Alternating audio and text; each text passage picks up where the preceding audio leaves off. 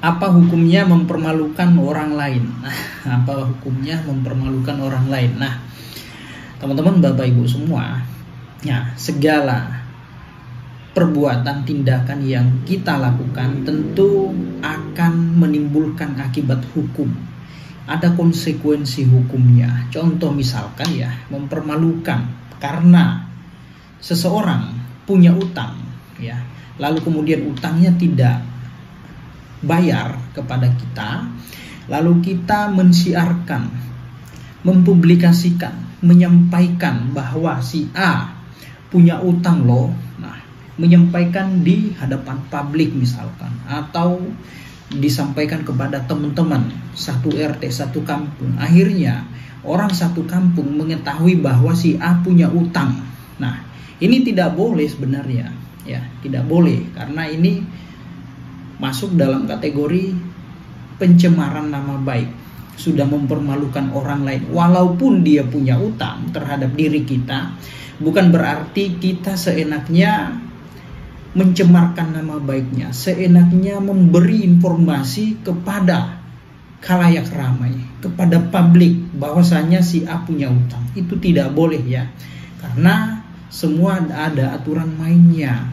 Nah, itu misalkan kalau kita menyampaikan informasi itu melalui publik secara terang-terangan, secara langsung. Nah, itu bisa kena pasal ya 310 pencemaran nama baik, pasal 310 KUHP. Nah, lalu bagaimana kalau diinformasikan, disiarkan melalui sosial media seperti Facebook misalkan, TikTok, Instagram dan lain-lain? Mengetik suatu status, nah, mengetik suatu status, membuat suatu status, lalu kemudian di-share ke berandanya. Nah, kalau informasi itu sudah di-share di beranda kita, berarti itu sudah menjadi milik publik, ya, sudah diketahui oleh publik. Nah, kalau sudah seperti itu, misalkan si A punya utang belum dibayar kepada saya, nah, lalu kemudian ya dia kabur-kaburan dan lain-lain, ya, tentu orang ini akan malu nantinya. Walaupun dia punya utang, tetapi bukan berarti kita seenaknya untuk menyampaikan informasi ini kepada umum, ya, tidak boleh seperti itu. Ini termasuk menyerang martabat, harkat martabat seseorang, ya, nama baik seseorang. Nah, maka bisa kena delik, bisa dituntut pidana karena disebarkan melalui sosial media. Maka tentu ada yang namanya Undang-Undang ITE. Nah, bisa dijerat, bisa dituntut dengan pasal 27A 28 ayat 2 Undang-Undang Informasi Transaksi Elektronik nomor 1 tahun 2024, ya. Ancaman pidananya bervariasi, teman-teman, ya.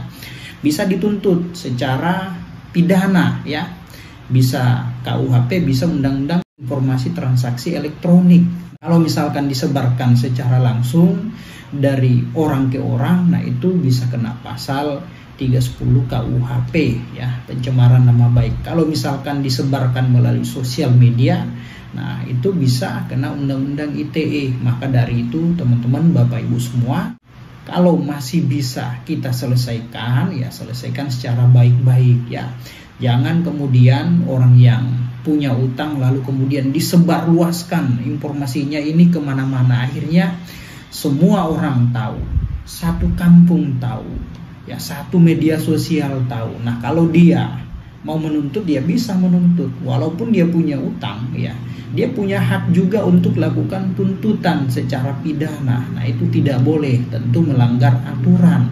Nah, maka dari itu mari kita bijak dalam bersosial media, mari kita bijak dalam bermasyarakat. Hal-hal yang sifatnya pribadi dengan orang lain jangan kita publikasikan, jangan kita sampaikan ke khalayak umum. Nah, ini hukumnya mempermalukan orang, ya. Jadi ada tuntutan pidana, namanya pencemaran nama baik. Kalau dipenjara kan repot nantinya, ya. Kira-kira seperti itu, Bapak Ibu. Semoga tercerahkan.